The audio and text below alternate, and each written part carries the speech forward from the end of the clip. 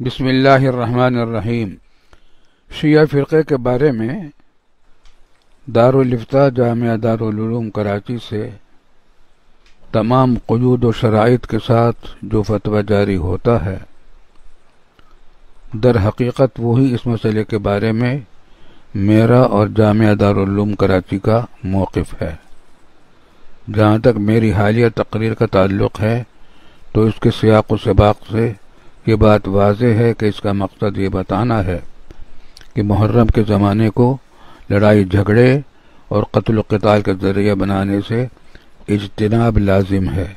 تاکہ دشمنان اسلام اختلاف اور جھگڑوں کی بنیاد پر شیعہ اور سنی فرقوں کے درمیان اشتعال انگیزی اور لڑائی جھگڑے پیدا کر کے اپنے مذموم مقاصد حاصل نہ کریں۔ ہمارا فتویٰ یہ ہے کہ علی الاطلاق تمام شیعوں کی تکفیر درست نہیں،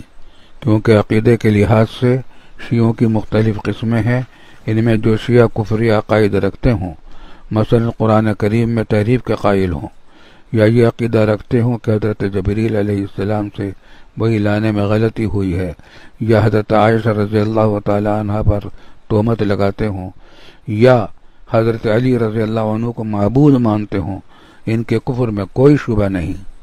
لیکن یہ بات کہ تمام شیعہ یہ یا اس قسم کے کافرانہ عقائد رکھتے ہیں تحقیق سے ثابت نہیں ہوئی، اور کئی شیعہ یہ کہتے ہیں کہ ہماری مذہبی کتاب الکافی یا اصول الکافی میں جتنی باتیں لکھی ہم ان سب کو درست نہیں سمجھتے۔ دوسری طرف کسی کو کافر قرار دینا چونکہ نہایت سنگین معاملہ ہے، اس لیے اس میں بے حد احتیاط ضروری ہے۔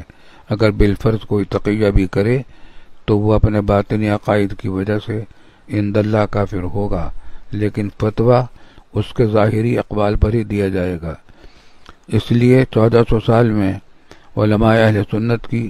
اکثریت شیعوں کو علی الاطلاق کافر کہنے کے بجائے یہ کہتی آئی ہے کہ جو شیعہ ایسے کافرانہ عقائد رکھے وہ کافر ہے، اور یہی طریقہ